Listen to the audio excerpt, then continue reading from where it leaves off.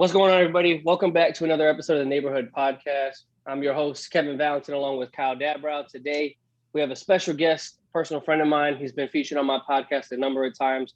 We have my boy Dawson here. Dawson, what's going on, bro? What's going on, buddy? How you doing? I'm Dawson. chilling, man. Looking at your beautiful face, man. Dawson, what's good, man? Nothing, man. Just chilling. I'm excited to be here. Thanks for having me on. I was about to say, you ready to get it popping for this episode? Oh, absolutely. I'm excited. Kev, you want to give the rundown for what we're going to go over today? Yeah, so today we had about, maybe like 50 Woj bombs. Today was the NBA trade deadline. It was absolutely insane. I haven't seen a trade deadline like this in the NBA for quite some time. It was literally refresh every 5 seconds. So we're going to get into a little bit of that. Today we're also going to talk a little bit about our personal opinions on our top five NBA players in the league right now. And but first, before we get into that, Dawson, you've been a loyal supporter since day one, since I started my podcast. You have been someone that's always reached out to me and told me what I needed to improve on, what you liked, what you didn't like. So first off, I want to thank you for the continued support now transitioning into the podcast with Kyle and our YouTube. But I got to ask your opinion, man. What have you seen from us? What have you seen as a developmental podcast? An up and coming starter, should I say? What do you think we need to improve on? Just give it to me straight, man. Well, I think first of all, the first time y'all did a collab, I was like, I told myself, I was like, this is something like I really enjoy listening to. Like I enjoyed listening to just you before. It's nothing against just you, but both of you together, just going back and forth. You guys definitely complimented each other throughout the entire podcast, and I was like, that was a really good episode.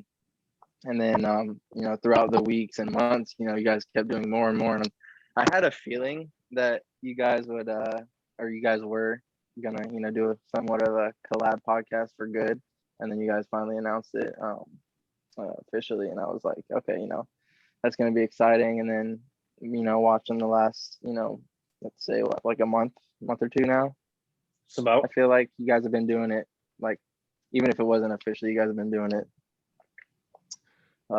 together. It's been very informative. I feel like I'm listening to one of the ESPN podcasts sometimes.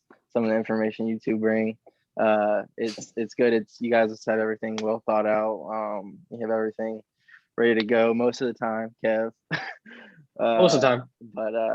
But no, you guys, it's a good listen. I love listening to you guys in the car because I'll be on the way to work or on the way home or wherever I'm going, and half the time the stuff I know about sports is coming from y'all's mouth. So I don't know half of what's going on sometimes, and anything that comes out of my mouth, probably heard it from you guys. So kudos to y'all. But I mean, the only thing that would be like something to work on is just like networking and just getting your brand out there, I guess, is and I'll do anything I can to help with that as far as posting stuff and all that. But I mean, but that's for any startup or starter group podcast or collab podcast or whatever it is. You just got to get your name out there, and once that happens, I think the sky's the limit for y'all. So you guys got a good thing going. So it's exciting to see it, and I'm pumped to see what happens for y'all in the future. Kev, you can go ahead. I appreciate that. I mean, coming from me, the type of person that I am, we worked together, we hung out, you know what I'm saying? And the type of personality that I have. So hearing that makes me feel pretty good. Kyle, I don't know about you, man, but like hearing a person's voice that I know in like real life, like a person that I communicate with frequently, it just makes me feel better about what we're doing. And it just, it motivates me to be better. So, I mean, like, I love it, man. I appreciate that. And I'm so thankful for your support every day, every week, every time we talk. You're loved, man. You're appreciated. For sure. I mean, just to kind of piggyback off of what Kev was saying, I mean, at this point, it's like, we're starting from the bottom up. So obviously, we're just trying to stay on a consistent schedule at this point. Pretty much we try to do about 2 episodes a week, just kind of dependent on our schedules, because sometimes it can get busy. It does get tricky to do 2 episodes a week. But at this point, it's just kind of like just do it brick by brick. And like I know on my end, because I'm usually the one that kind of works on like the video editing and trying to get everything ready for the YouTube side of things. Kev takes care of the audio portion, like on Spotify, Apple Podcasts, kind of like that side of the podcast. And like, I know, like, as time goes on, the aesthetic of the videos that people see on YouTube is definitely going to improve. And I know Kevin and I have talked about, updating our audio, because Kev does like the setup that I have. He's told me a bunch of times that he likes having the stable microphone and then like the stable camera as well. So, obviously, like, I'm trying to look at, getting a desktop computer, so that way like I can run like video editing software a lot more efficiently, because like on my laptop, like it works, but it could be better, and it does take time. But absolutely.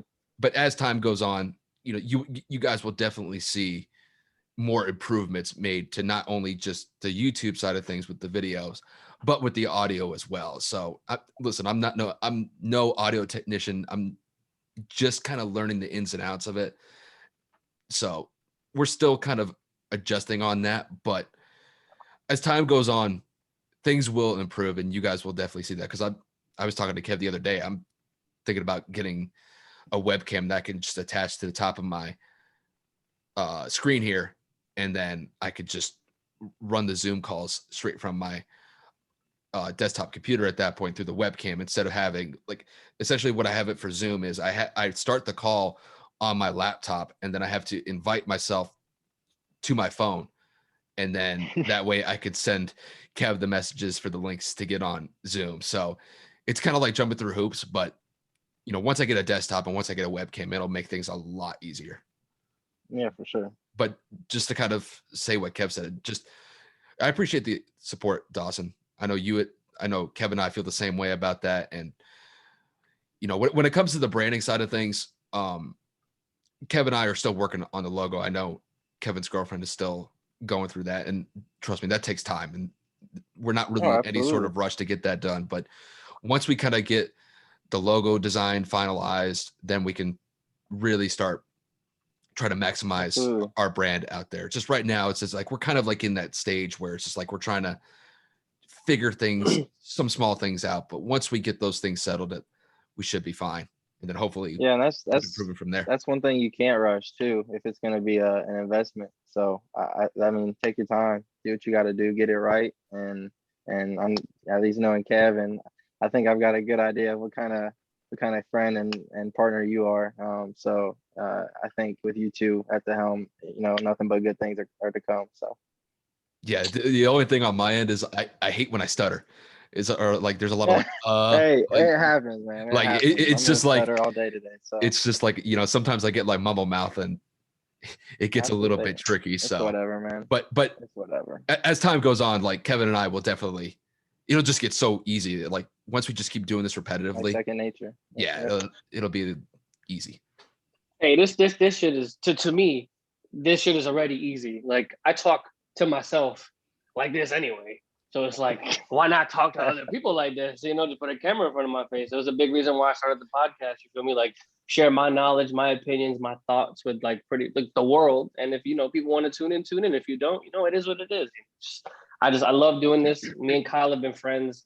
I don't know what. I've been here in Florida 7 years. So I mean, like I met Kyle pretty much within the first month of school. So me and Kyle have been cool for the past 7 years. So I mean, the repertoire, these are the conversations we have to ourselves when we're on the phone shooting the shit on PlayStation, video games, whatever. So the chemistry works. But I don't know. I'm super excited to see where this goes. Like Kyle said, we have a lot of things in the works. We getting better every day.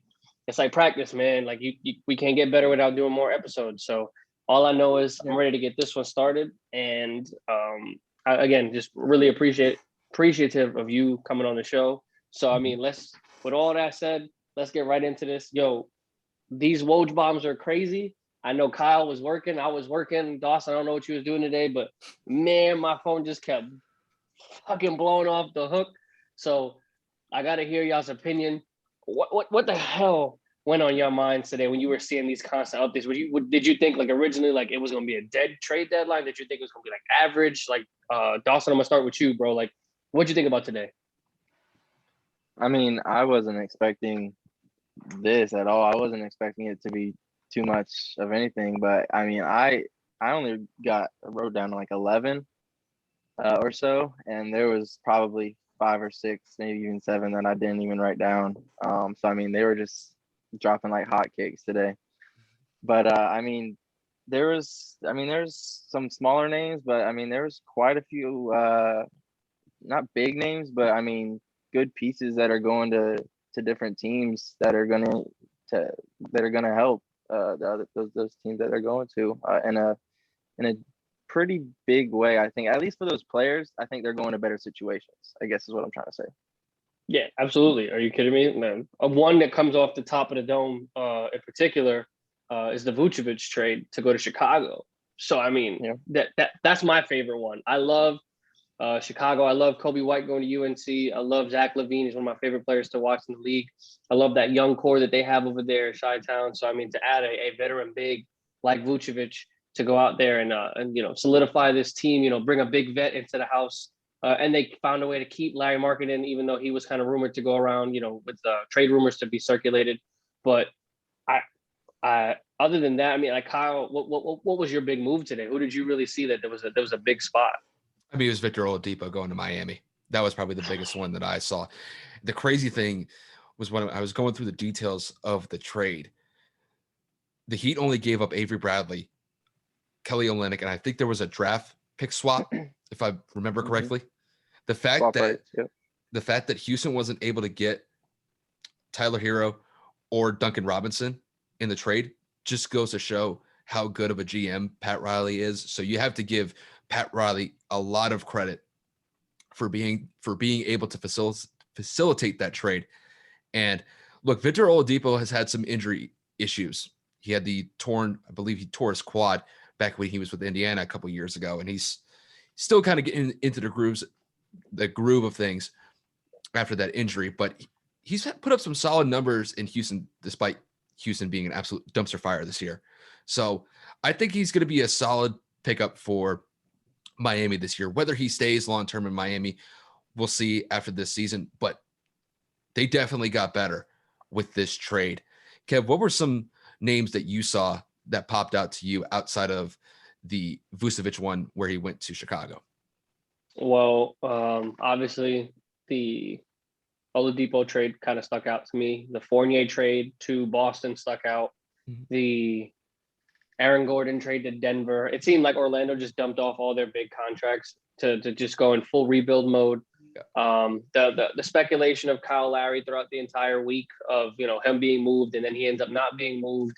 The most surprising non-move would be Lonzo Ball. He was kind of rumored around for the last 6 weeks that he was on the move. He ends up staying in New Orleans. New Orleans ends up sending JJ Redick and another player to Dallas for James Johnson and Wes Owianu. I always forget how to pronounce his name. And, that was big for my organization. I'm not going to get into it. I actually think about it. Dog shit.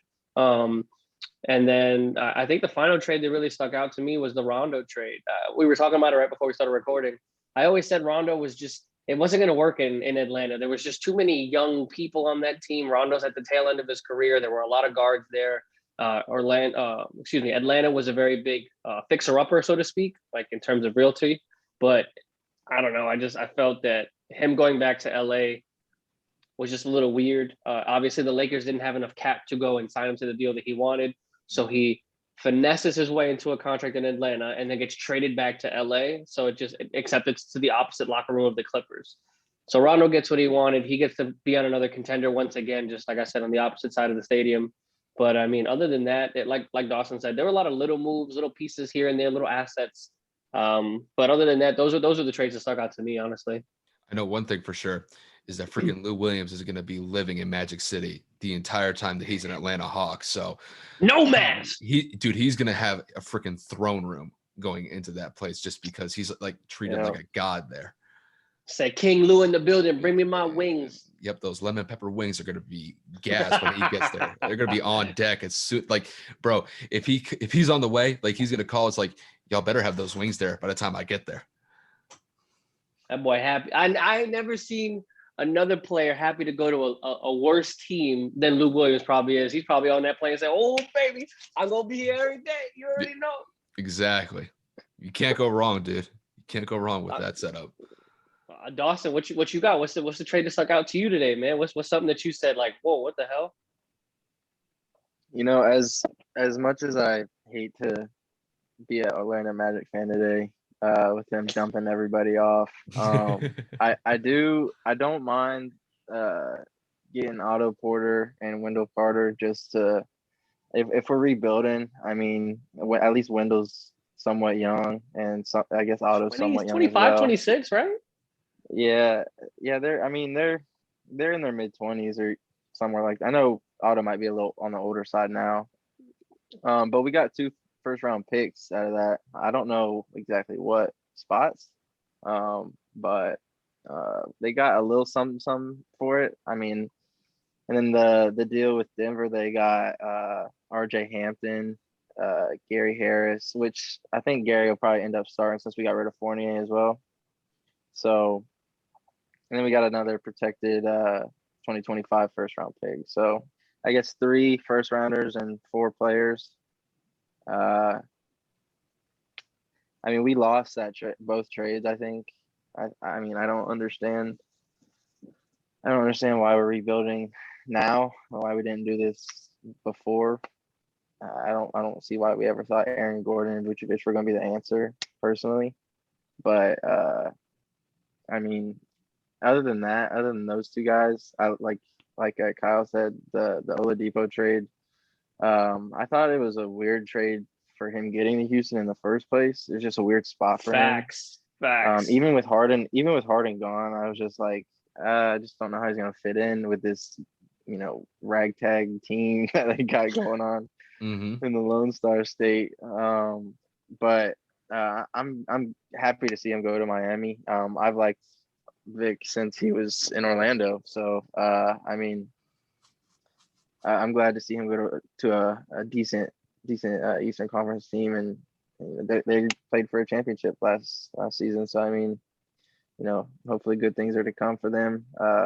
And I think Miami also sent Avery Bradley and Olynyk, and then they also got that first round swap rights pick. So I mean, it's not a bad deal for Miami, obviously. And I guess if the Rockets are gonna try and fix whatever they got going on, I guess that's a place to start.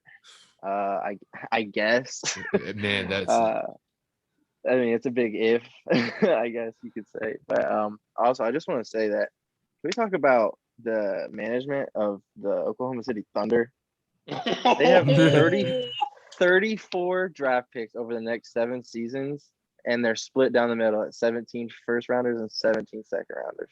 Yeah, that's insane. It's insane, dude. Sam Presti's a genius, boy. Genius. Bro, now, I was saying this earlier to my buddy when we were talking about it. I was like, they can get all these draft picks, and that's great. But if they can't draft good players and put those players on the floor, those players are gonna. Or I saw a thing. It was saying that these players are gonna win so many championships, or these picks will win so many championships with other teams later in their career because they'll screw it up when they get them on the floor or something like that. It was kind of funny, but it's cool to see that for that organization, to see what kind of potential that could bring. But it's all going to come down to obviously picking the right guys that they, at the time that they need, and putting them in their system to succeed and getting them ready to succeed. So, I mean, we'll see. But I mean, that's just, those numbers are wild. 7 years. It's crazy. And Kev, like, you and I have kind of talked about Sam Presti just kind of like in our private conversations about just how many draft picks they're just stockpiling. At what point do you think that Sam Presti is going to just unload all of these draft picks and really start trying to form somewhat of a viable team in the Western Conference? Because you can't just hold on all of these draft picks forever. I mean, you really got to look down the line and like, I guess like the NCAA pipeline, because at the end of the day, players are going to come out of high school. They're going to, show out in college. We all know that doesn't always transition. Tyler Hansbrough is one of the greatest college basketball players of all time. He flopped in the league. You know what I'm saying? A lot of these one and dones that come out, don't end up panning out either. You know what I'm saying? Like it really depends on the front office, their scouting, their college aspects, the business of it, all of it. They got to make sure they got cap. They did the whole Chris Paul, Melo, Paul George aspect of it, and it flaked. They had the James Harden, Russell Westbrook, and KD, and that didn't work out either, even though they got all the way to the finals. So Sam Presti's really got to figure out what it is that he wants to do. Are you going to package some of those picks into getting some bigger assets? Because we all know Shai Alexander is probably one of the better up and coming young players in the league. They do have a lot of expiring contracts over there, like they have Al Horford and a number of other players in the latter of their careers. So they're poised to be drafting relatively early in the next couple of years, unless Sam kind of pulls the trigger and says, you know what, I'm gonna package some of these up and I'm gonna go trade for a stud next season. Yeah. Or like I'm gonna package some of these up and I'm gonna just trade up to the next draft spot. You know what I'm saying? If OKC has the 7th pick, who's to say if they don't package up 3 first-round picks, it's not like they're not gonna have 14 more if they want to go and get the number 1 overall pick. So they're poised to draft high, draft quick, and they're also poised to go and make free agency acquisitions because they're going to have available cap space and they're going to be able to attract some free agent destinies, like, free agent players. Like, hey, like, we're young, we got cap, we got capital, we have everything that you need. Just, come out here and let us show you what we can do. So it's all about how Presti's going to manage it. He's a genius for getting them. It's about what you do and executing now as a GM, because if you do nothing with these picks, like Dawson said, or you draft these players and they don't hit the floor, or you don't utilize them correctly, they're not going to stay past their rookie contracts, and they might not even make it their full contracts. I think what you're probably going to see with OKC over the next couple of years is, I'm going to totally agree with you with the whole use those draft picks to either move up in the draft to pick, possibly a potential top 5 pick in the draft. But don't be surprised if they package some of those first rounders and maybe a couple of the second rounders to bring in some veteran leadership too. With the amount of draft picks that they have, they could definitely acquire. I don't know if they would necessarily get a superstar just off of draft picks, but they could probably get at least like a good kind of like second tier player to at least to go around the younger players that they draft in the future years down the road. I think I'm just trying to think of like somebody that they could really pull off in a trade. Go after Bradley, get him out of there. Yeah, maybe. But I mean, you and I have talked about Bradley Beal and the contract situation that he has there. So I don't know if the Wizards would pull a trade on Bradley Beal with just 3 or 4 first round picks that OKC would send to them. But I mean, if you're in Washington's position, do you think about it? Because I mean, OKC is not really going anywhere anytime soon. They're not going to be a competitor in the Western Conference until they make some sort of move to at least be a viable team to even crack the top 8 seed. Hey, like I said, it all depends. Like, check this out though. So Washington has Russell, and they still bottom tier the Eastern Conference. You know what I'm saying? Bradley was doing everything he could by himself without John Wall for the last 2-3 years. No disrespect unless your favorite player, but he just was out of commission for a while. So Bradley shouldered the brunt of the load. And if Bradley goes to OKC, OKC has capital, OKC has cap. He's the focal point. They can build around him. Washington is stuck with Russell's contract, his contract. They gave, who's that shooter? He just signed like a $75 million extension. The white boy, he starts with a B. Oh my God, Bertos or something like that. He just signed over there. Yeah, Bertans, I think is his name. Yeah, so Bertans. So at the end of the day, I feel like I was thinking while you were talking of some superstars that are in a situation in which you're like free so-and-so. And I think Bradley Beal is probably one of the only players that I could see being like, get me out of this terrible organization. You have enough money to pay me and you're trending in the right direction. You go and pull a Bradley Beal, that immediately puts you in a position of, now we got to go get some other players. Now we got to get some other pieces. The cap books are free of Chris Paul's contract. Let's go acquire a team. Let's go assemble something around Bradley Beal. And who knows, maybe they compete again in the Western Conference. Bradley, we know, is a player that can average 25 by himself with no help. If you get him some kind of a rookie that can do something, maybe, who knows? I don't know. I just felt that made the most sense, I'm just talking out my ass here. It just usually happens like that. Dawson, you go ahead. I mean,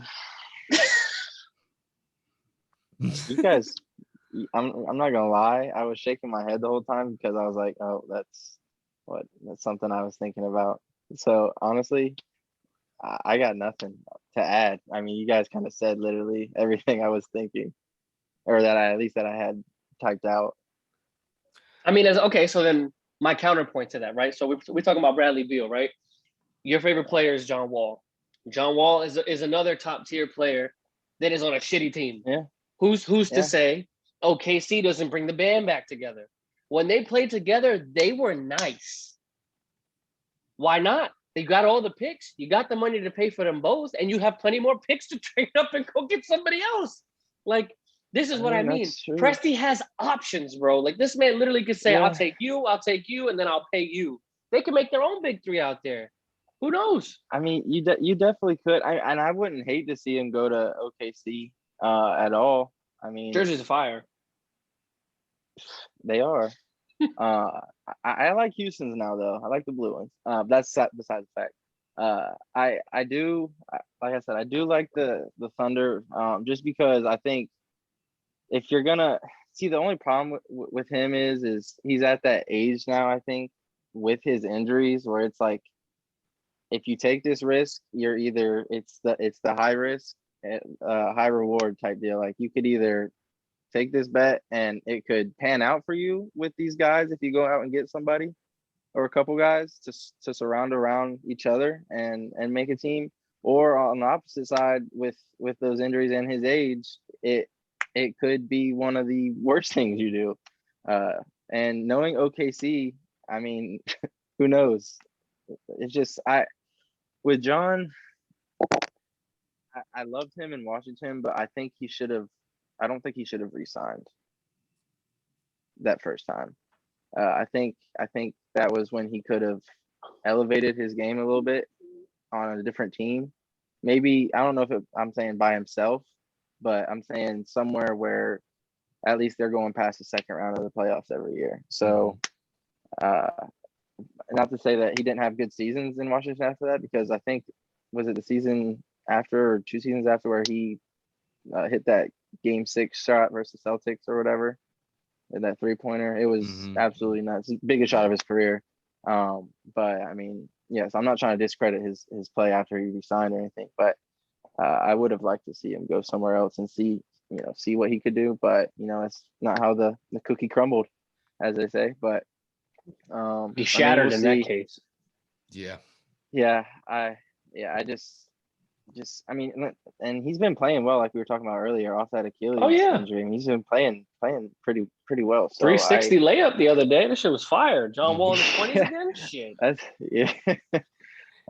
but we'll see what happens in the future with him. Hopefully, I just want him to at least make it to the finals once. Get him a shot at a ring at least. But it ain't happening this year. As long as you're aware of that, you are. No. That, right? Yeah. It's like not going to happen woke? on the Houston. Okay. It's not going to happen on the Houston Rockets. No. Well, so how many years does John have left on his contract, to your knowledge? Is it 2, 3? It's like I said. I want to say it's. I mean, I can try and pull it up. I want to say it's at least 2. So John's only 18? chance of winning or competing would be in a trade, and the only team that's poised that would be willing to take that hit would be a team like Oklahoma City, and that's why that's literally why I said what I said, because it's like he knows he's not doing it in Houston. Yeah, it makes Oklahoma City would make sense with all the assets that they've gotten as far as trade assets. I mean, it makes sense. It's a good option. It's a big contract to take on, though. It's going to be a big contract no matter what, though. That's what I'm saying. Like, Johnny, unless you're going to build around John Wall, you already had a wash season in Houston. You signed Boogie Cousins. I don't know why you let him go. That made no sense. That was a Steven Salas or a GM decision of saying, listen, we can't take your attitude. I think a couple of his ejections were absolutely ridiculous. He got ejected because he's DeMarcus. You let go of James Harden because he was being a diva. You traded for Oladipo and it didn't pan out. Christian Wood was hurt for over a month. You know what I'm saying? You got Kevin Porter Jr. and now he's on the active roster, but it's like, it's too little too late. Like, Steven Salas's first year as a former Mavericks head coach, it pains me to see him suffer, but it's like the way that this roster is kind of put together, it's not meant to succeed. Christian Wood, he's probably the best player on that team that isn't John Wall. And Eric Gordon's out for the season. And who else? They just traded PJ Tucker. Like, I believe they're in full rebuild mode. John just left that. John's biggest thing this offseason is, I got to get the fuck out of here. Because if you really look at it, all of their contracts are expiring, and it's just John on the team. Mm-hmm. Yeah, it's gonna be tough. Oh, go ahead. It's gonna be tough. And the only thing with John that Dawson was mentioning is that if you were to, to possibly, is the injury history, is that he's very brittle. And I don't know about you guys, but seeing John Wall at this point, it kind of gives me a very similar feel to what happened with Derrick Rose with all the knee injuries that he got through his career, especially when he was in Chicago. The reason why is the Achilles one is just a tough one to come back from. And typically the guys that sustain that type of injury are never usually the same after that. Now, unless you're Kevin Durant. Yeah. But Kevin doesn't really he's not a ball handler like John Wall is. He's not quote unquote a point guard to where he's not explosive like that. But his handles aren't like his primary asset to how he plays. It's his mid-range jumper, his ability to get a little bit of space, that little fadeaway jump shot that he likes to hit, and he's a knockdown three-point shooter. So, but with John Wall is a very good mid-range shooter, but he'll make a ton of damage by driving into the lane, forcing the defender to go one way when he's handling it the other way, and to get a layup. It's just over time, though, your body's going to just wear down from all of those quick cuts. You already saw it with the Achilles injury. You saw it with Derrick Rose and his knees. And as you get older, bodies typically tend to break down just at how fast you're playing the game. And pace does eventually catch up to you. With John Wall, that's why, to a certain extent, I look at him as brittle. And is it worth OKC getting rid of all of that draft capital to bring somebody who may or may not be in the lineup consistently? That's something that Sam Presti would have to, he would have to weigh pretty significantly to give up that amount of draft capital. And to be honest with you, they could probably go younger than John Wall. They could probably find somebody to trade some of those draft picks to get somebody who has probably a little more upside for a longer term of time. With John Wall, you probably have at most maybe a 3 to 4 year window, and the 4 years is probably stretching it. So he's playing really good this year. I'm not saying he's playing John Wall of 3-4 years ago, but I mean, for what it's worth, for what he has around him, John Wall's doing everything he fucking can. And it's the first year back from all of those injuries. Like, it's going to take time. I think for John, he's got to get the mindset of, I'm not the guy anymore. Like, I'm not the man as I used to be in Washington. And if he wants to win, he's got to be willing to take a pay cut. Like, he's got to restructure that contract, or he's got to accept, maybe I don't, extend to this much money, or maybe I go to a team for less money. Maybe I come off the bench. I don't think he's going to come off the bench because I don't think he's hit that point in his career. Not yet. John definitely needs to, sit back with himself this offseason and say, do I want to be a part of another rebuild? Do I want to get this payout, or do I want to compete for a championship? We talked about it when it came to football, and a lot of players at that point in their career where they're just like, I want bread, but I want a championship. It was a little different for Tampa, because Tampa had a lot of younger players that were coming towards the end of their deals, and it said, you know what? Do I want to keep winning, or do I want to cash out? And in John's case, he already cashed out. So we know what's going to happen. The more you keep cashing out, the less likelihood of you actually hoisting up that trophy. So is John's ego gonna be put to the side? I don't know. Gang sign John Wall is a pretty good and entertaining person to watch, and I would like to see him win also. That's all I'm trying to say. Yeah, he's got 2 more years. I checked. He's got 2 more years. He'll be a free agent in 23. And he's got something to prove this year, since he was out for a pretty significant period of time when he was a year and a half, right? A year and a half, 2 years. He was out for a while, so he's got to go out there and at least prove to not only his team, but just to the league, that he's still a solid force to deal with in the NBA. And I mean, his numbers reflected the team numbers, just the team by win and losses. It doesn't indicate that, but I still believe John Wall is going to be a really solid player for probably the next 2 to 3 years. But that 4th year down the road, dependent on whether or not he stays healthy, that's where you could probably see a drop off in just his overall production, because then at that point he's probably in his mid 30s. Yep. Well, I mean, It's just a big so we've dove into the trade aspect of the day. I know for a fact I wanted to. Well, I've been thinking about this for about, I don't know, what do you think, Kyle? 2-3 weeks about the top 5 players. We've kind of been going back and forth about our opinions. Now we have guests to kind of talk about it. So, guys, we're gonna do just an opinionated. I need to stress to you guys, opinionated top 5 players in the league, because we do have a lot of people that like to go and get over analytical on us and shit for no reason. So Kyle, Dawson, and I are going to give our personal opinion of who our top 5 players in the NBA are. I will go first in no particular order. I know I've kind of varied back and forth with it.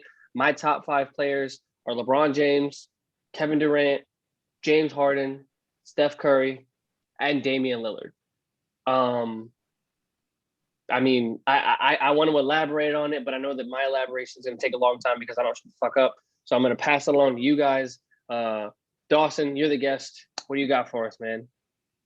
Well, at 1, I got the king, the washed king, the 36-year-old king, LeBron James. He's averaging 25, 7, and 7. The only knock I have on him right now this season, now granted he is injured, but it's his second lowest PER year, player efficiency rating, since his rookie season. And they're sitting at 4th, I believe, in the conference standings. So it's not, I mean, they're not in any type of jeopardy of, I don't think missing the playoffs with him being gone. But I saw that and I was like,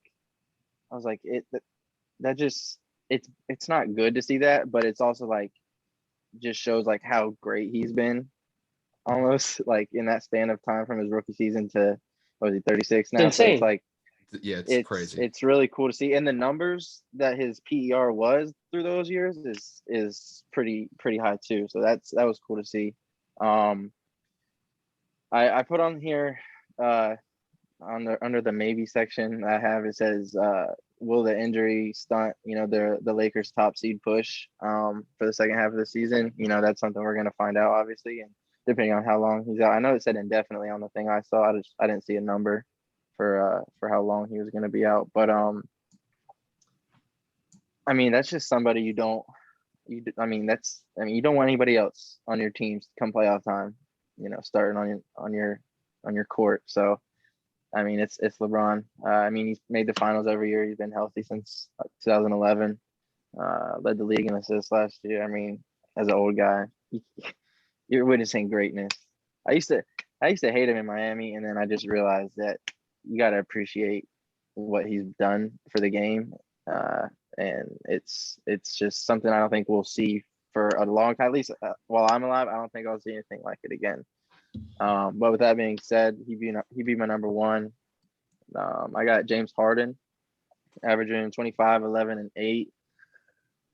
Going into the season, starting with Houston, I kind of knew that he was not going to be there, even after they got John and a couple other pieces. I was just his attitude and him not even showing up at the beginning. It was just kind of like a big smack in the face to his teammates and the organization.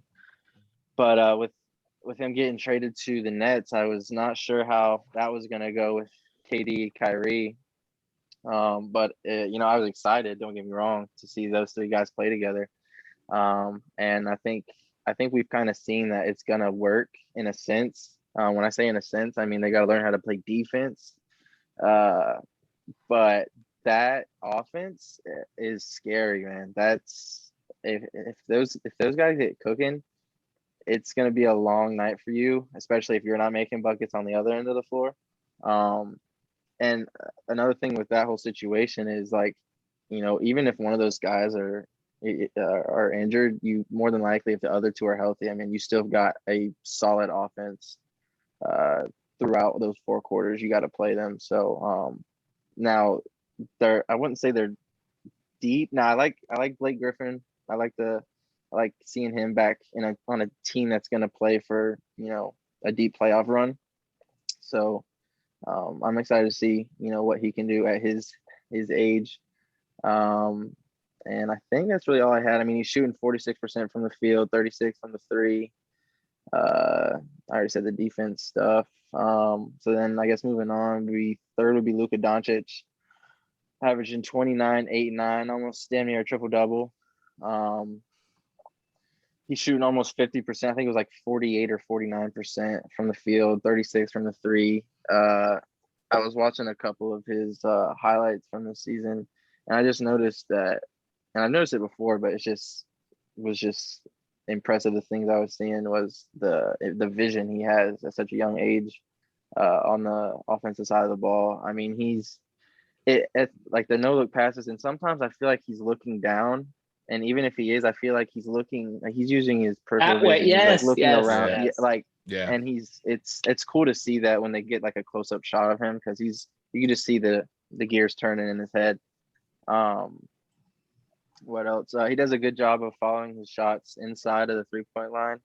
He goes and gets boards on the offensive side of the ball, which I feel like they don't really teach that anymore, or that's not like a big thing that they stress anymore, is following your shots. But he does a good job of getting his own boards inside the 3-point line, closer to the paint area, obviously. He's great with his back to the basket. I love seeing guards, especially point guards, being able to put a nice little post move together, a couple little fakes, up and unders to the basket. He's a mastermind at that. It's just a good, promising future for him and the Mavs organization if they can keep him happy and they can keep winning. It'd be nice. I'm sure me and Kev could talk about the whole Mavs organization and what he thinks they should do for the future, but would probably take another whole 3 hours, so we won't even get into that. You don't want to start that. But next on my list, I got KD, averaging 29, 7 and 5, shooting 52 from the three, 43 from the 52 from the field, 43 from the three. Sorry about that. 43. It's still nuts. Yeah, sorry. It's crazy. 43%. Yeah, it's just ridiculous. I mean, he's absolutely deadly from anywhere on the floor. I mean, that's kind of given. He runs the pick and roll on a level that I mean, it's been a while since I've seen someone run a pick and roll like he can. Just his length adds another element to that pick and roll game, because especially with DeAndre, or even if they get Blake a little more involved on the pick and roll, being able to have that option to pull it up, take it to the rack, or dish it off for a lob to somebody. I mean, you're not blocking a pass from 4 feet above you. Like you're not doing that. So, I mean, that element, I think he has one of the most explosive triple threat escape packages I've ever seen. When he has the ball at the top of the key or on one of the wings, and he's either pass, dribble, or shoot, it's like once he realizes which one he's doing, it's like that, and whether it's a pass or a shot or a dribble, it's lightning quick, and it's someone with that size should not be able to handle the ball like he does, shoot the ball like he does, sometimes even pass the ball like he does. He's not a terrible passer. And that's just another, like I said, with Harden, if one of those guys are injured, you still got those 2 other guys, to fall back on. So that would be my number 4 would be KD, and especially coming off an injury, Achilles. I think even before the Achilles injury, even before, what was the injury right before he injured? Was it Achilles twice? No, he had the Achilles in the finals. Well, he had a calf issue going into that finals. Calf issue. Yeah, I knew it was the calf issue. Yeah. Even before all that, I think you can consider him as the number 2.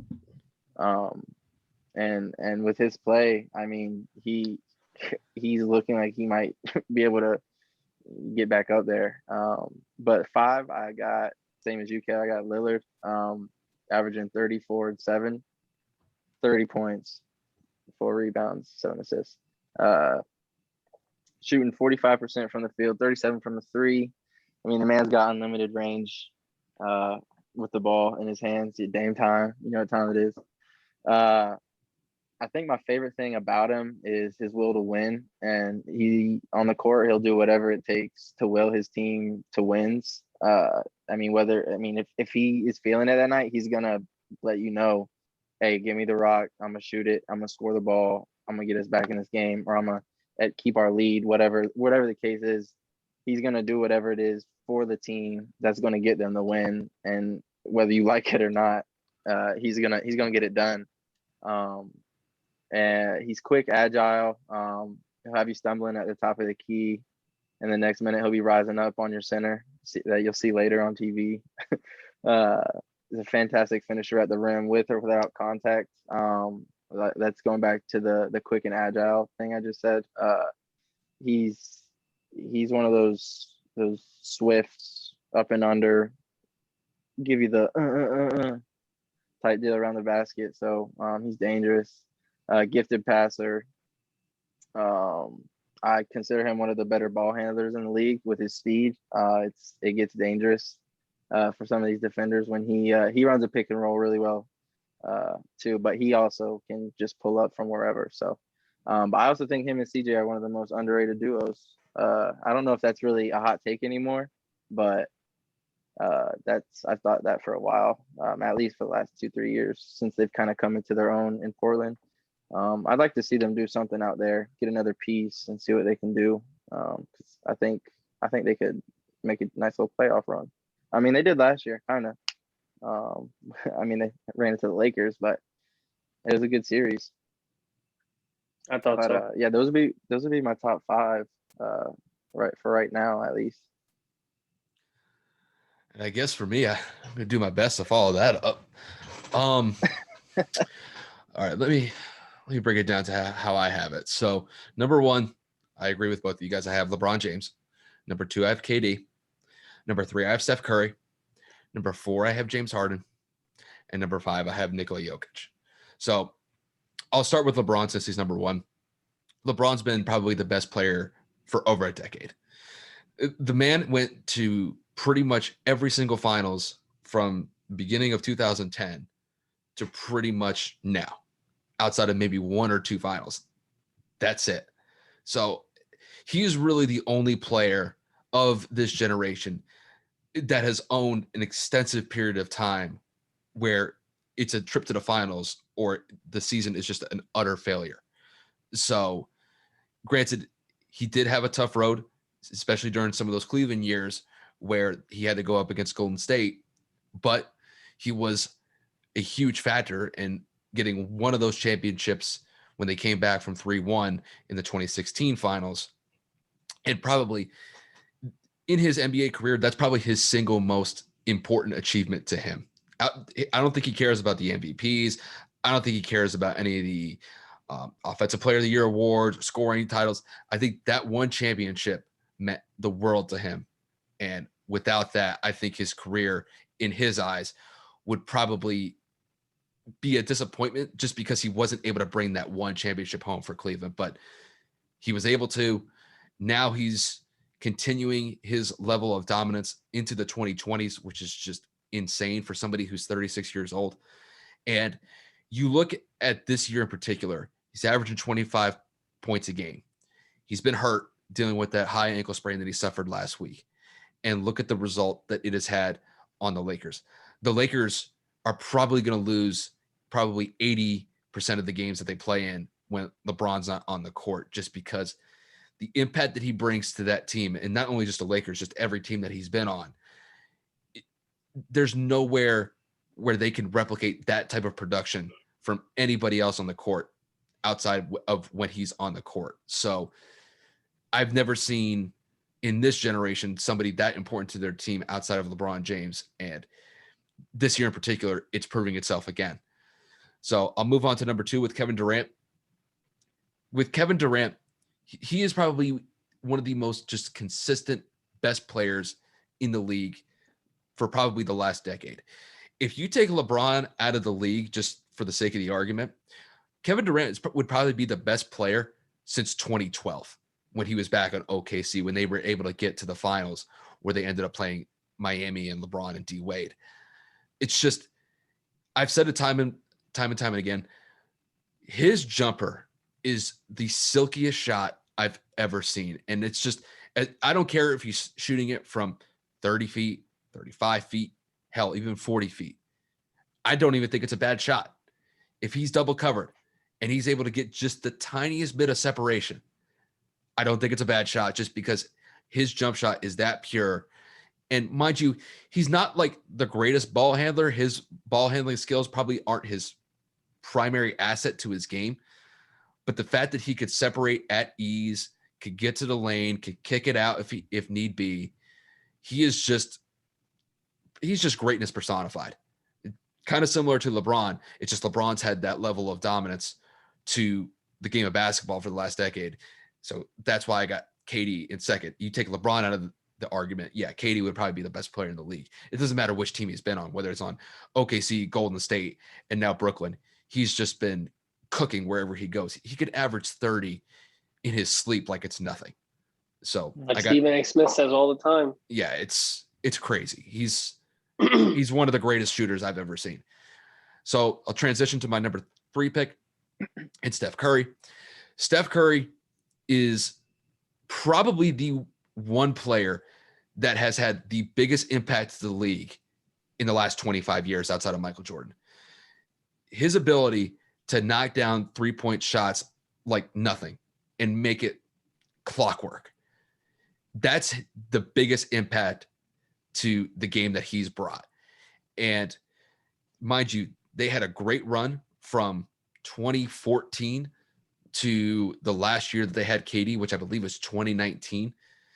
They got 3 titles out of it, went to 5 straight finals. And it was in large part due to the success of what Steph Curry was able to bring on the court day in and day out, just from a shooting perspective. Granted, he's not the greatest defender, and he is a liability to a certain extent on that side of the ball. But just the wizardry of what he can do with the basketball, his handles are pretty much arguably the best in the game outside of maybe Kyrie Irving. And the fact that he could just make those step back jumpers from 30, possibly even 35 feet look easy and routine, it's just nuts to me. And mind you, he is probably single-handedly these next and up and coming point guards in the league are replicating what Steph did for years when Golden State was going on their run in the middle of the 2010s. When you look at players like Trae Young, Luka Doncic, Jason Tatum, like all of these guys have this crazy step back game. And in large part, that's in part to what Steph brought to the game. Just his ability to knock down those jumpers, to knock down those just pretty floaters when he gets into the lane. He's a great player. And I've always thought that for this generation, he's had the biggest impact compared to anybody else that we'll probably see. So number 4, I've got James Harden. James Harden, the reason why I have him at 4 is he is probably the most prolific scorer that this generation has to offer. He's been so consistent from the time that he was in Houston. Mind you, he could go out there and average 30 points like it's nothing, very similar to what Kevin Durant could do. I think the one thing that people have an issue with is his style and how he gets those points, because he drives to the lane, gets those fouls, but he goes to the free throw line and knocks down those shots. And mind you, Houston did not get to the finals when James Harden was there, but he was one of the reasons why they got very close to. You take James Harden away from that Houston team, look at them now. They can't even go 2 months without winning a game. You lose 20 straight games. Mind you, if James Harden was on that team, that's probably a playoff team at this point. And now they're pretty much fighting the Timberwolves for the worst record in the Western Conference and the NBA to a larger extent. So you look at what he's doing this year. He's transitioned really well from the role that he was playing with in Houston, now going to Brooklyn. The way that he's able to facilitate, get his teammates involved, I love what he's doing for Brooklyn. I didn't like the way that he kind of forced his way out of Houston, but he has backed up his play in Brooklyn, and he's probably the reason why that Brooklyn is really fighting for that number 1 seed in the Eastern Conference right now, because KD and Kyrie have been out of the lineup consistently throughout the season. So James has had to take the responsibility of carrying some of the weight for Brooklyn, and they are still succeeding at a very high level. And they could end up being the number 1 seed in the Eastern Conference when it's all said and done by the end of the season. So when I look at James, though, like I said, he is just a prolific scorer. Mind you, there are some great scorers in this league, like whether it was Carmelo back in the day, Bradley Beal now, even Damian Lillard. It's just I don't think that they could score at the clip that James Harden was, especially when he was in Houston.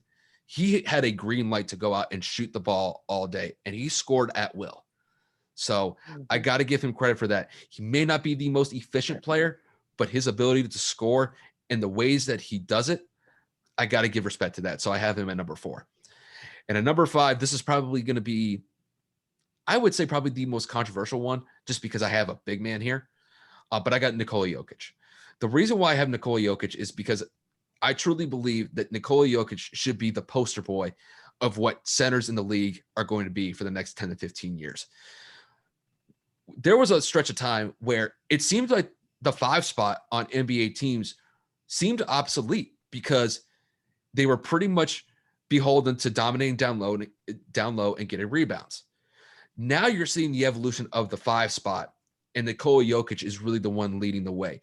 His ability to score, his ability to rebound, and his ability to facilitate with assists is, for a big man, is unlike anything that I've seen.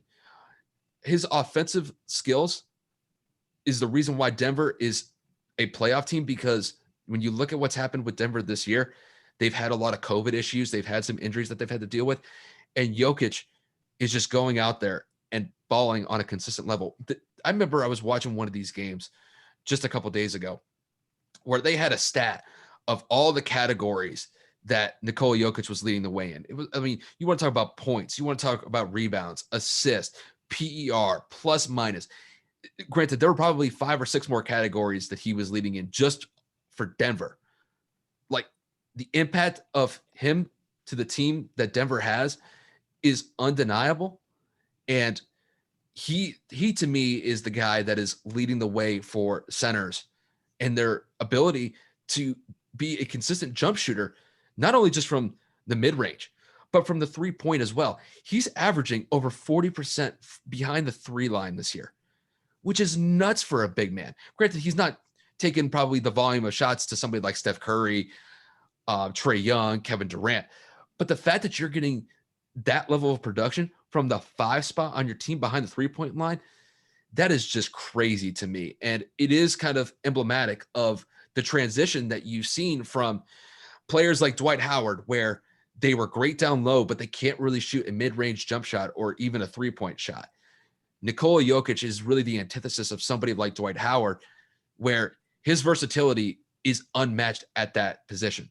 So you just look at Jokic. Granted, Denver doesn't really have the best record in the Western Conference. They're still a playoff team. But the reason why they're still a viable and competitive team in the Western Conference is simply because of what Jokic is able to do day in and day out. And the analytics side of things, because the analytic bros got on me for not calling him the MVP a couple weeks ago, or at least a front runner for it. But analytically speaking, this dude is a monster. And I think Nikola Jokic is one of those players that doesn't necessarily get the shine that he deserves.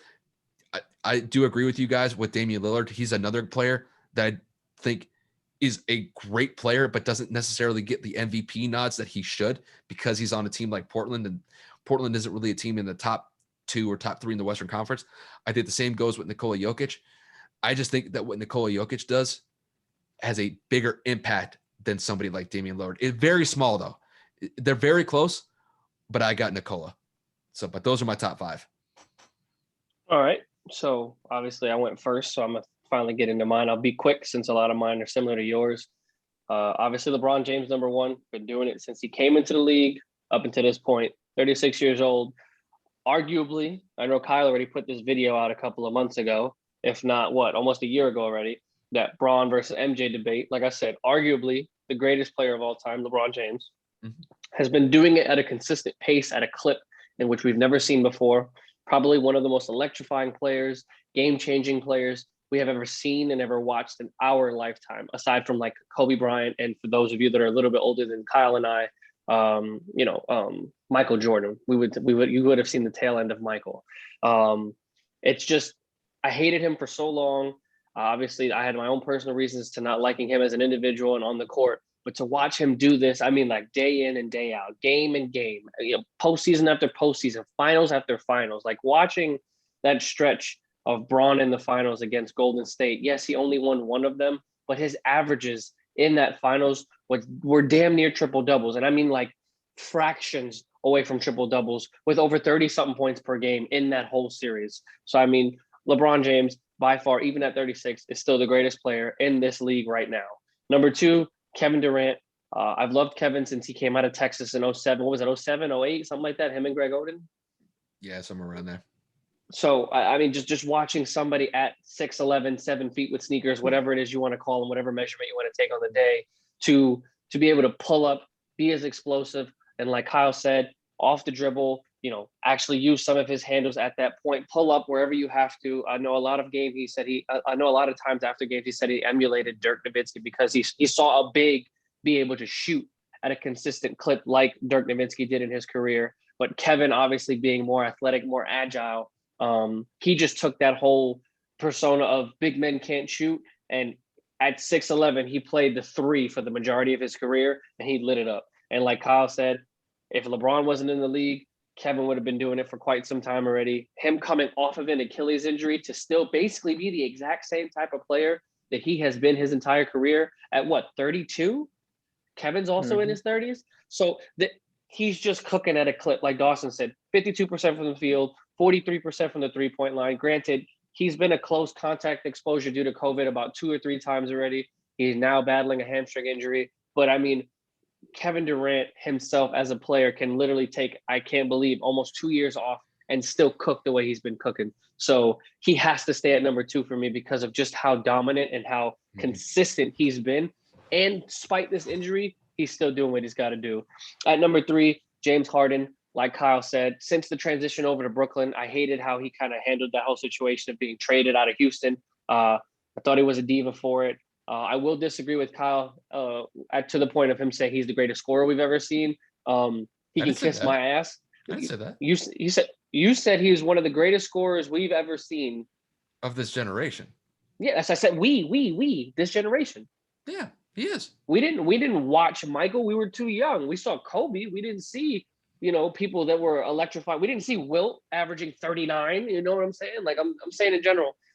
I just disagree. When you put up a volume of shots that Harden does, when you go to the free throw line as much as Harden does, and a lot of times we do know that Harden does like to do that run, swipe, and up kind of maneuver, and it's smart. You got to finesse the system, find a way to get your team to score, find a way to get into a rhythm. I understand that. But my problem with James on the scoring aspect is if it ain't broke, don't fix it. In his mind is if I'm 0 for 11, I'm still going to keep shooting. And in the NBA, it doesn't work like that because you hinder your team. And the big portion of that reality was when they were playing against, Golden State in that Game 7 match. And they shot like, I don't know how many threes consecutively they missed. He missed like 17 total threes or something. It was ridiculous. It was like 30 that they missed. I want to say it was 27, I think. Yeah, the most consecutive missed 3-point attempts just by the Rockets in that game. Yeah. But the point is, James wasn't making it any easier. James was not trying to say change it up, attack the basket. We do know that James is a very dynamic player when it comes to shifting his weight and him being one of the more prolific Euro steppers we've ever seen out there, other than Manu Ginobili and such. James Harden is definitely one of the better scorers we have at this moment, and that we have seen. But Kevin Durant is the greatest scorer in the world ever because he does it with ease whenever he wants at all times. There's no question. Kevin knows that, all right, my jumper ain't on. I'm going to cook you off my dribble. All right, I can't cook you off the dribble. I'm going to put you in the post. He's a walking mismatch for the rest of his life. And even at 50, he's going to drop buckets somewhere in the world. That he's just absolutely stunning, absolutely incredible. Like I said, James is 3. But James is 3 because of how he is carrying Brooklyn, even without his 2 running mates. He is still continuing to be a consistent scorer in the league while at the same time facilitating. We all thought that how were these three-headed monsters of Kyrie, Kevin, and Harden going to get along, or who's going to take the last shot, who's going to score the most points. He's showing that he doesn't even need to score that much because he can facilitate a lot. And like Dawson said, what is it, 25, 8, and 11? I'm almost positive. You know what I'm saying? I'm going off memory, but I'm pretty sure that's what you said. Yeah. So we're two rebounds shy of a triple-double for someone that just got to this team this season, and he's just putting up astronomical numbers. I believe he's the first player in NBA history to go 40, 15, and 15. Are you kidding me right now? Like, what? Who does that? So James Harden, definitely number 3 for me.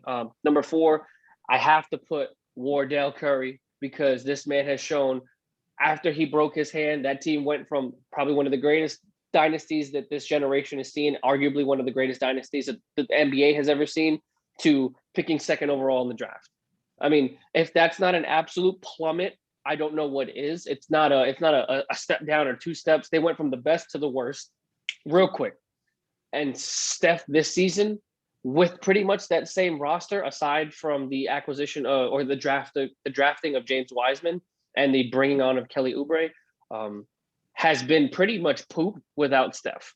And Steph's averaging damn near 30 points a game, and he is absolutely carrying this team to relevance. They have dropped out of the playoff seed as of right this second. Dallas transitioned into 7th last night with our win, and San Antonio fell to 8th, so Golden State's right behind them. But for this team with this roster to be in the position that they're in, to even compete in the West, is absolutely insane. The man scored over 50, I believe, 3 times this season already, and one of them was against us, so I watched that whole game, and to see him just, it looked like he didn't skip a beat. Granted, it wasn't a lower leg injury. It wasn't an Achilles injury. A broken hand is relatively easy to come back from, in terms of just making sure that your hand is fully healed. But right now he's dealing with a tailbone injury, and we saw that it looked a little silly in terms of the replay, but it goes to show you can get hurt pretty much doing anything. And Golden State hasn't been doing exactly great without him. But Steph Curry just showed, even with a year off, even with a whole new team, even with scrubs, he's still going to go out there and he's going to do what he has to do and will them to win, similar to Damian Lillard. But that transitions into my 5th pick, which is Damian Lillard, because like Dawson said, he's been getting the attention all of these years, but he hasn't gotten the spotlight. It's been Dame time. It's been Logo Lillard. It's been Portland is a bottom tier seeded team. They're just relevant because of him.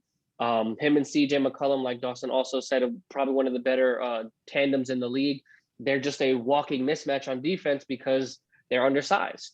CJ's like 6'2", 6'3", Dame's like 6'2", 6'3". Obviously a lot of these bigger guards on the pick and roll, you switch. I could even be wrong on the height aspect of it. You don't quote me on that, but they're 2 of the shorter guards in the league. They're 2 of the better scorers. But back to Damian Lillard. I mean, last year in the bubble really solidified it for me, because I forget who it was that disrespected him. I think it was Skip Bayless.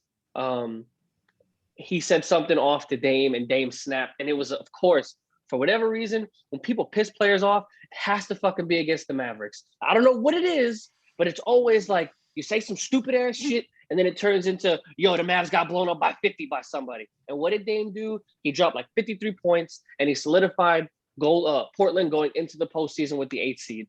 It was ridiculous. He was a man on a mission. Also similar to what Dawson said, I'm just doing a lot of reiterations right now. He's probably one of the best pick and roll players in the game, because he knows exactly what to do and when to do it. He knows when he's coming off that screen to pull up immediately as the guard is coming over, as the center's trying to recover, he's going to draw the foul. He knows if he takes a little hesitation dribble, they're going to jump. He's going to go around. He's either going to dish it down low on the roll, or he's going to go up strong and finish up. His range is similar, if not the exact same, as Steph Curry's, because this man in the All-Star game pulled up from basically half court just like Steph did. So there is no limitation to the man's scoring ability either. But what motivates me to pick this is because he's averaging 30. Portland is in a better position than they have been in some time. I believe they're 6th right now, or 5th. They're like that. They're 6th. Because Denver slid back up, right? Okay, so they're not better than what they have been in some time. They're pretty much in the same consistent basis. But Melo's playing great. CJ's coming back off of injury, and Portland is just playing at a very efficient way. And that's all in thanks to Damian Lillard literally carrying the weight of this organization on his shoulders since he's gotten into the league. And let's not front, he's one of the clutchest shooters in the game right now that isn't Steph or that isn't Kyrie Irving, because we all saw the step back against Paul George. We all saw what he does when it becomes Dame time. We all saw what he did in the bubble, and it goes to show when you piss him off, he's only going to play better, and he deserves to be in this top rankings because this is a year for Dame to actually get some votes, and I think he rightfully deserves it, man. But that's my top 5. It's a good list. You guys have really good lists, just to be 100% honest with you. And yours was good too. What? It's just Yeah, by and large, like we have basically like 4 out of the 5 players. It's just really kind of the last. It comes down to maybe like the last spot at the number 5 where we may disagree. I went with a big with Nikola Jokic simply because I think just the way that I look at Nikola Jokic with the way that 5 spot is now beginning to catch up with the rest of the league, Nikola Jokic is the reason why. I think with Damian Lillard, granted, he's been great, but I think in large part, he has, this is very difficult for me to say. You guys can dunk on me when it comes to saying this. I think the way that Damian has played, I think to somewhat, he's riding the coattails off of what Steph Curry's done. Now, granted, they've been playing, Damian's been phenomenal, especially the last couple of years. But I think Steph was the guy that pushed that position to where it is now. And I think Damian is one of the beneficiaries of that. That's how I kind of see it. That's why I didn't have Damian in my list. It's just because I see what Nikola Jokic is doing for the 5 spot. Granted, Damian's been a great player. Lillard's been outstanding. It's just that the impact that Damian has brought, I think, is in large part a secondary impact of what Steph has done. Steph was the guy that pushed that position forward to where it is now. That's the really detailed distinction between why I have Nikola Jokic at number 5 compared to Damian Lillard.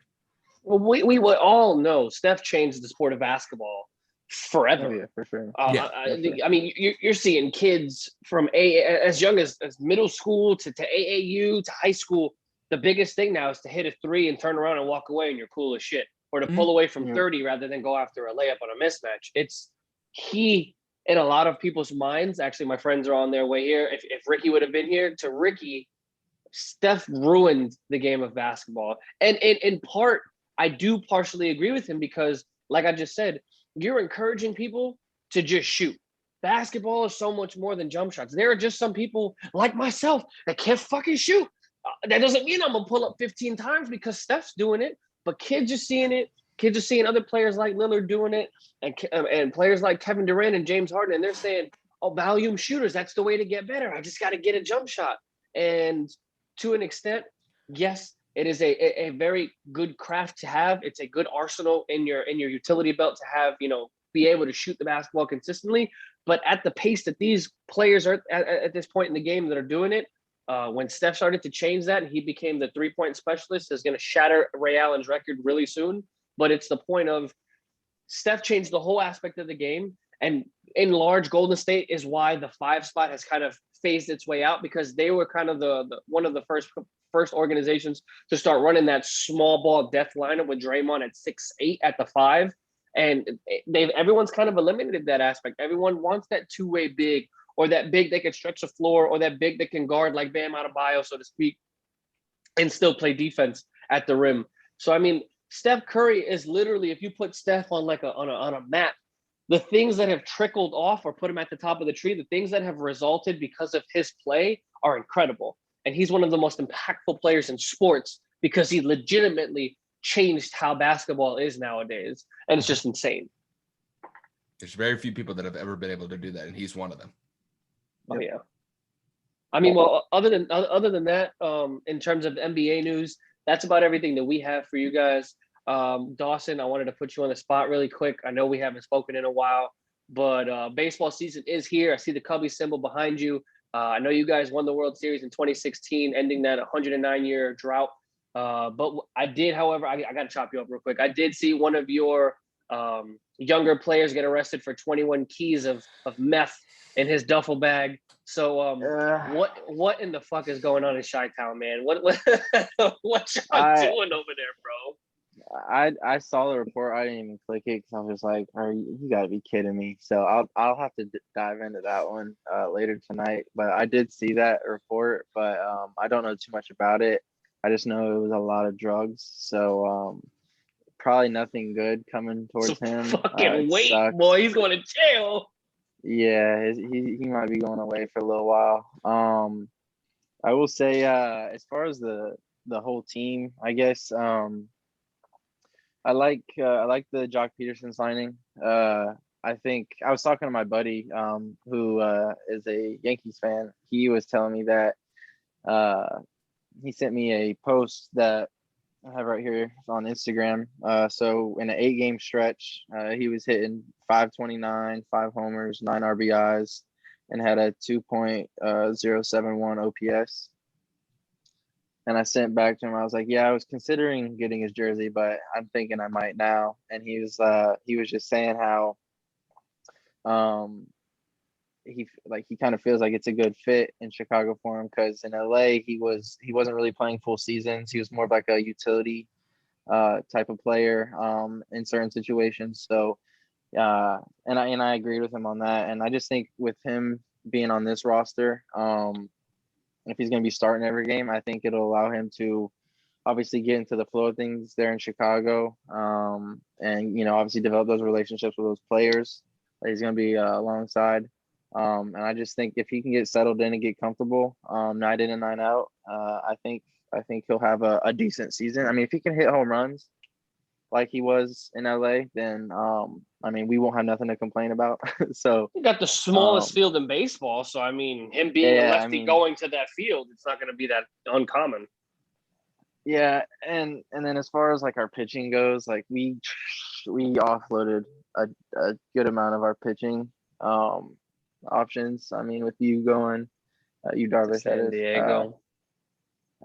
Yeah, I mean San Diego's scary. Not even gonna talk about them. But and then we go out and sign Jake Arrieta, whose ERA has risen every year the past 5 seasons, with last year hitting like 480 or something like that, or maybe close to 5. It was ridiculous. So I saw a little quote that I was on this website, and it says that in a league that's zigging, the Cubs are in a league that's zagging for more velocity, the Cubs are zigging with soft tossers, such as like Kyle Hendricks and Davies at the helm. And I was like, good Lord, they're just coming at us right now as far as our chopping y'all boys up. Yeah, I was like, oh man, it's gonna be a tough season on defense. But I also think that if I don't even want to say mid-season, it could be even before mid-season. If we start to sputter, just because we haven't re-signed KB or Rizzo, I could definitely see both of them possibly getting moved. For the audience's purposes, KB being Chris Bryant, right? Oh, Chris Bryant. Sorry. Chris Bryant, third baseman. Like I said, I could see them possibly trying to move them before the deadline if for some reason we just can't get it going, or there's some sort of locker room turmoil or whatever the case may be. If it goes downhill, I wouldn't be surprised. I don't want it to happen, but I wouldn't be surprised if they did try to do something with those 2 guys, if not both, then one of them. I don't know how to pronounce this guy's last name. It's either Migo or Migal, but his first name's Trevor. It's a 6'8", 250-pound lefty that can hit triple digits on his fastball. He's 27. We got him from the Padres. It's like Gronk on the Gronk on the pitcher's mound. It might as well 6'8", 6'8", Stanton is 6'8", and Judge is 6'7". That's like Braun pitching. Yeah, basically. I mean he's hitting triple digits on his fastball. So I'm interested to see how he plays. I do have bad vibes for the overall tone of the season, just because our baseball president of baseball ops said that this year was going to be a transition year, and that they're already hearing talks of a big sell-off before the deadline, which in turn makes me think Chris Bryant and or Anthony Rizzo possibly. More But with than all likely, I that would being say. said about possible, possibly having a bad season, with all that being said, if Jock can, like I said, hit home runs like he did, and find his little niche or niche, however you want to pronounce it, in the roster, I think if Jason Hayward can get into his like last season, I think him and Ian Happ were both hitting over 250. I think if they can keep that up this season, and if Chris Bryant, Rizzo, and even Javi Baez, if they can all get back to at least those three other guys, Javi Baez, Rizzo, and Bryant, if they can get back to their averages and home run totals from like 2019, and then if we can get Happ and Hay playing like they were last year, we could have a scary offense. That's like not the part that I'm really too worried about, our offense. I think if we can get the bats going, I think we'll be okay. But it's the defense that worries me, man. It scares me, at least pitching wise. I'm not too worried as far as position players go, but if we got to get some sort of consistency on the mound, whether it's starters, relievers, closers. I think we got Craig Kimbrell again for another year, and I mean he's okay. He's not all that impressive, but not anymore. But our division is just all around bad, kind of. So it gives me like that little flicker of hope. I mean, watch out for them Cardinals, boy. They signed Arenado. Whatever his name is. We'll see. We'll see. I mean, I don't want to discredit him or anything like that. It's just I got to see it first, is what I'm trying to say. Before I give him any type of props. Valid. Barring anything disastrous throughout the season, I could see us finishing top 2 if we can get our act together. Like you did last year when you lost to the Marlins. All right, bro. Let's not do that. Yeah, well, 3-game series. First of all, with the Marlins was just doomed from the get go. So that was a scary. Those first 3 guys we had to see on the mound that was just not a ideal situation. They were nasty. It's okay. Hey, man, listen. Coming from a diehard in my veins, you already know we're both wishing for the Cub-Yankee World Series so we can go together. We've talked about it for years. As a Yankee fan, pitching has been a problem of ours since our 2009 championship run. So I can't sit here and say that I'm not shitting a brick. The offense is my last worry, especially with the power that we have, in that order. You know what I mean? In Aaron Judge and Stanton, obviously, in Gleyber Torres up and coming, DJ LeMahieu, and so on and so forth. I'm not bringing up Gary Sanchez. Go fuck yourself, Kyle. God forbid I bring up his name. If we're not going to talk about him. So pitching is just, it's a big thing for us outside of Garrett Cole. I don't know if Corey Kluber was the answer this all season. I don't know if Tomlin was the answer as well. Obviously, we let go of Tanaka. We're not getting Severino back until probably mid-July. Francisco, what's his name? Herman, whatever his first name is, Herman, the guy that got an 80-game suspension this time last season. He's back in the rotation. Everybody says he's looking like he's back to form. And we got Jordan Montgomery in year 5 or 6 up in the pros. So I mean, our pitching has potential, but again, it's like you said, I got to see it with my own eyes before I go and try to make any predictions.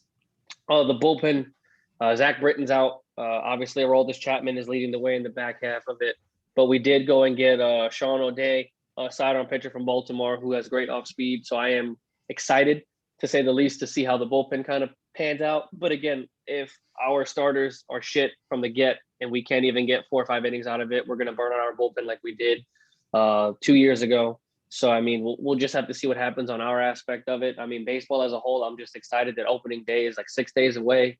I miss baseball. I miss watching baseball. I literally miss there being a game on every day, even if it isn't the Yankees. I've grown to appreciate it that much more since I've left New York, because I had the Yes Network my whole life and Yankee games were on every day. And I was just like, man, I'm tired of watching we win. Like, we were just so good. I was annoyed that we were on TV. I moved here and now we fucking, going through the shits. And, it sucks that we don't have the option to watch every day. And by we, I mean myself, now that I'm out here by myself.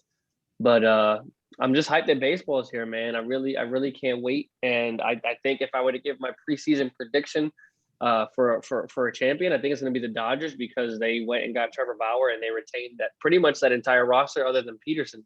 And they are probably one of the scariest teams in all of the MLB. And I wouldn't be surprised if they were to go back to back, man. I really wouldn't. Yeah, I personally, as much as I want us to succeed, I wouldn't doubt that we don't even make the playoffs this year. No, we're gonna if make we the don't get playoffs. it clicking. We have to. I just don't see us, like, personally. But we'll, I hope we do well.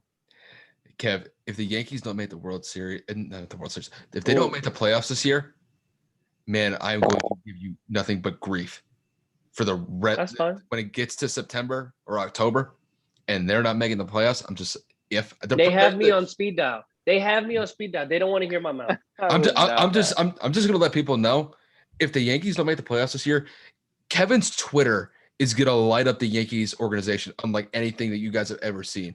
Like, Kev might go to jail for some of the things that he says if the Yankees don't make the playoffs this year. Like, this is gonna go on the internet, so let's not advertise prison at any point before people think I'm gonna do something harmful. All right, I'm fine. If I know the Mavs or the Yankees are playing, I stay off Twitter for that night because I know Kev's out there just absolutely digging into something. Like that's I wait till the end of the night. That's how diehard Kevin is for the Yankees. Absolutely. Like I've never seen anybody get like so up when the Yankees win and so down, like, to where he's just annihilating the team, just criticizing them. When it's not the team, it's one person. It's fucking one person. What did I say, bro? He's been balling all spring training. You don't want to give him his credit. He has like the 4th highest OPS in spring training. At least give him something. Dawson, you played baseball your whole life. If you do good in fucking in warm-ups and in practice and in winter ball, does that mean shit for the season? I mean, no, but it's good going into the season. It's good confidence. Congratulations. He don't need confidence. He needs common sense. If it's fucking in the dirt all the way over there, don't swing. You have a 34-inch bat. That doesn't mean you have a 70-inch bat that's going to fucking take the ball the whole way. I'm tired of it. I'm over it. Learn to have plate discipline. Calm the fuck down. I mean, we've got to bet that if he bats 250 by the All-Star break, that Kev's got to wear one of those like cheap Yankee T-shirts with Sanchez's name on the back. I originally said jersey, but I know Kevin. Personally, I think it should be a jersey, but that's just me. Does it look like I got money for that? You can start a GoFundMe. Yeah, exactly. Bitch. Unless you hooking it up. We could. I don't know. Well, we could do the Gary Sanchez uniform fund. Gary, I swear, man, you start a GoFundMe for this, I swear we're gonna have problems. I'll go up. I definitely think we could make that happen. Yeah, you know what? You know what? Just for the sake of it, just for the sake of the YouTube, I guarantee we get no money aside from the two of you. We can start a GoFundMe page. And ladies and gentlemen, if you want to donate to this GoFundMe page just to spite me and my hatred of Gary Sanchez, by all means. That doesn't mean I'm going to spend it on that. I might go buy a pack of beer or something. I don't know. Oh, no. It will go to a jersey. And I mean, I'll tell you this, Kev. I mean, the Yankees are still up here in Tampa. I mean, I could go get this jersey right now and get it signed for you, just in case that Kyle, he bats 250. I'm just saying. Kyle, listen. They're right down the road, I think. Exactly. Let me explain something to you. This is how much I don't want that jersey. I have about 40 rolls of toilet paper in this house. If that jersey enters my doorway, I'm gonna have more toilet paper. Let's put it that way. I thought you were just gonna put a lighter to it and just burn it.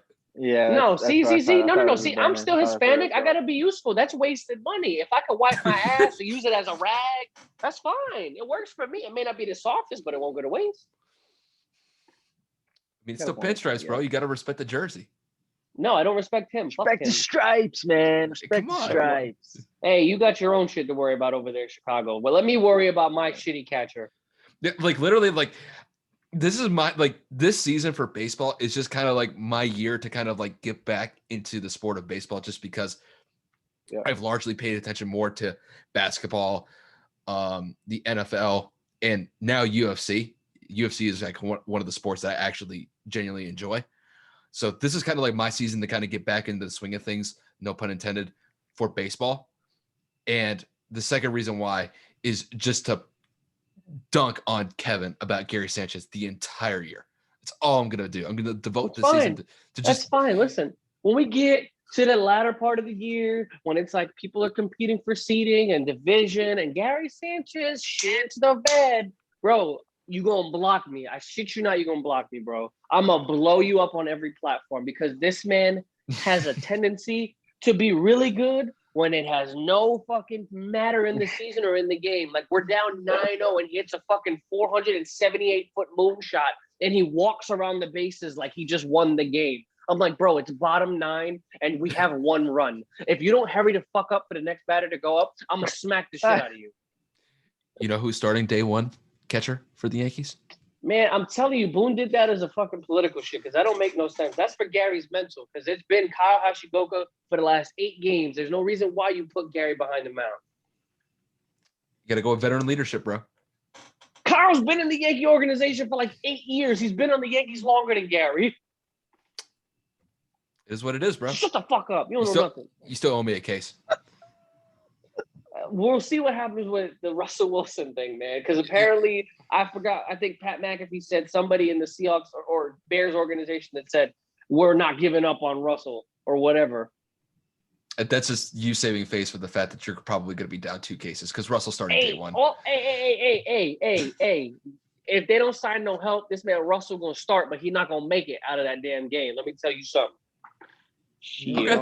Okay. We'll see. I know. Listen, I already owe you. I owe you 24 beers as of right now. If it turns into 48, then so be it. But hopefully, I can even it out and become 0 again. We'll see what happens. Seattle, worry. Don't let me down. Don't worry. We'll have plenty of more bets, so you'll have plenty more time to at least dig yourself out of the hole that you're in right now. So don't worry about that. It's getting ridiculous, man. Every episode for the last, 2 weeks, you've brought up this fucking piece of shit. It's just ridiculous. Get my blood boiling. Having a great episode with my friend Dawson, and you got to go and fuck it up. Because you brought up the Yankees, and just I asked about the Bears. I wasn't not going to rebuttal with my own team. I can't just ask for facts and then not give facts back. How's that work? You just call us the Bears?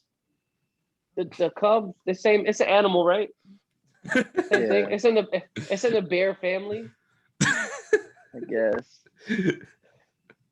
Cut me some slack, man. I'm agitated right now. This man got me fucked up. All right, I'll take it. It's just the Yankees. It's just Kevin always talks about the positives, the positive projections of the team, and he never ever mentions about Gary Sanchez and the possibility that he may do great things. About this man, he batted 0 last postseason. 0. 0. I'm just saying, man. It's a new year. He had 4 year. starts. He batted 0. Listen, it's a new year. He went up to the plate over 20 times and struck out 14 times. He batted 0. He's going down swinging, though. He's going down swinging. 0. Going down swinging at air, Kyle. I can go up there and do that, too. The difference is I have no shot of making contact.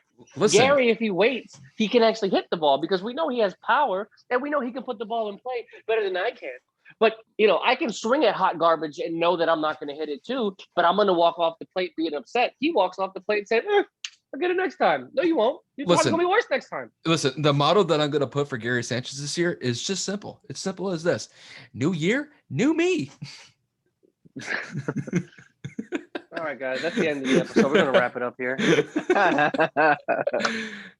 I figured, Kevin, you'd like that one. Come on. No, there's no new anything about Gary Sanchez other than maybe a haircut. That's it. Other than Gary's the same thing every game. I know Kevin's like low-key ready to have a stroke right now. I'm ready to have a stroke. I'm just agitated because you truly believe, or you just, you're just doing this to get under my skin. I'm not even going to let it bother me anymore. You know why? Because there's just no point in getting agitated because you don't really care about the season. I do. Listen, yay sports. That's what my motto is for baseball this year. Yay sports. Yay sport. Oh, man, we are definitely ending it on that note. We've been doing this podcast forever, and you're going to say yay sport, London Tipton?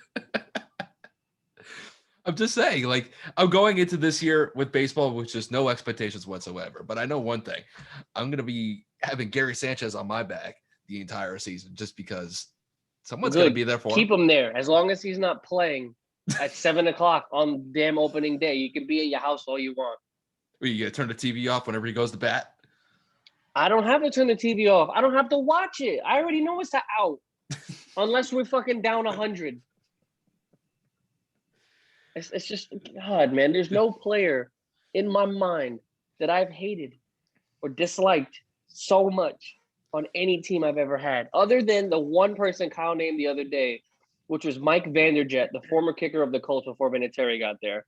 Other than that, truthfully, there's never been a player I've despised more. Holy fucking tits, man. Jesus, mother of God, I can't. Oh, my blood. Wrapping this episode up. Hold up. I got to go take a shower. But before we wrap this up, Dawson, can you just back up just a little bit so you could show what's on your t-shirt real quick? Oh. So if you guys can't see it, Tom Brady's got 7 rings up there. And just to kind of give you an idea of where Gary Sanchez is in Kevin's mind, is either Gary Sanchez is going to hit the ball 7 times this season or his batting average is going to be 7. It's just kind of how I think Kevin sees it. But I think he's trifling. I think he's wrong. I think Gary Sanchez is going to be he could be okay. He could be okay. Yeah, he's going to be okay. He's going to be okay. I'm not going to be okay if we keep talking about this fucking guy. I mean, Kev, is there anything else that you want to talk about this episode? Because we can keep going on. I've had enough. I've had enough of both of you, actually. Dawson, I'm just glad you're here to just experience just the fun that I have on every single episode with Kev, especially when I bring up somebody like Gary Sanchez. Love seeing Kev have a meltdown every once in a while. It's good. I'm glad. I'll be in your mentions. It's good entertainment. I'm so glad that both of you love to see me suffer. I Kevin, really do. Just FYI, when you post this to Twitter tomorrow, just make sure you tag Gary Sanchez in it, just because I think I'm not tagging him. I don't want him to see it. I don't care. Come on, man. It'll be fun. It'll be fun. We'll make sure he gets tagged. It'll be fun. Come on. What? Another freaking athlete gonna block me? I can't have the Yankees knowing I don't like him. I mean, you could be at least a little bit fair. Is that too much to ask for? Man, can we wrap this up? I got things to do, guys. Jesus. All right. So with that said, you guys, that'll wrap it up. I'll just want to say from my end, I want to appreciate Dawson for taking the time out of his day to be on the podcast with us. And hopefully down the road that we could have you on again, especially, we could definitely use your baseball expertise, especially when we get down to the nitty gritty of the baseball season or during the summer months. We'll definitely be more than happy to have you back on at any point. Just let us know. Yeah, for sure, man. Anytime. I'm usually pretty free. So just let me know. I'll be there. Thanks for having me on. Had a good time. For sure. Kev, you want to say anything on your end? Big D, appreciate you for coming on the show, man. Like I said from the beginning, you have been incredible as a friend and as a supporter. Like, from the bottom of my heart, sincerity, like, you are always there. And I just want to say thank you for being on today's episode. Kyle actually lives in Tampa as well. I know when I go up there, we'll probably do an actual episode with 2 of us in the same room. So, I mean, I know that would be pretty cool. We can actually get some good content with that. And I mean, like, I'll let you know when I'm coming up. Maybe we could do something, maybe like a guest feature. Yeah, for sure. And we would love to have you on again, like Kyle said. And we can't wait until, next episode, next time. Yeah, for sure. Even if y'all don't do a guest speaker for that episode or whatever, you can go out and get some drinks or something. Go get some food. For sure. I'm down. Always do whatever, definitely man. down. Definitely down. I need to drink whenever I'm around Kyle. Oh God. Remember that Miami trip, Kev?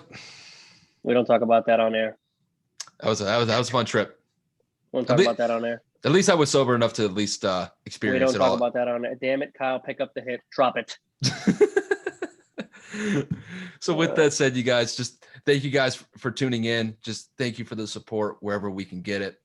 And Kev, what do you think's on the agenda for next week? Just to kind of give the audience a little bit of a heads up for what we got next week. Well, like I said, baseball starts, I believe, Wednesday. I think it's Wednesday. So, I mean, one of our episodes will be opening day, kind of going over what we saw, what we didn't see. The NBA trade deadline is here and gone. The NFL free agency it's active, but the best part about it is pretty much over. So, I mean, it's probably going to be majority baseball, making some predictions. Maybe with the NFL draft coming up in about 2 weeks, I believe it's like the 10th or something like that. Maybe the 9th. It's like the 1st or 2nd week in April.